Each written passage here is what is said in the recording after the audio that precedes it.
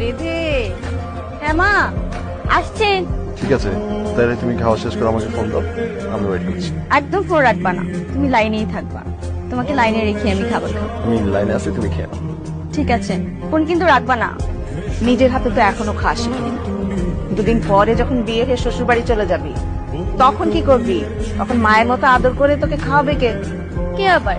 আমার আয়ান আছে না, আয়ানও ঠিক তোমার মতো এইভাবে আমাকে আদর করে খাইবে। কি দিবে না? কেন দিব না? শুনলে, আমাকে ছেড়ে তুই যেখানে যা সে যেন আমার থেকে তোকে বেশি ভালোবাসে। তুমি একদম টেনশন করো না মা, আয়ানও ঠিক তোমার মতো আমাকে এইভাবে ভালোবাসে। দেখিনি।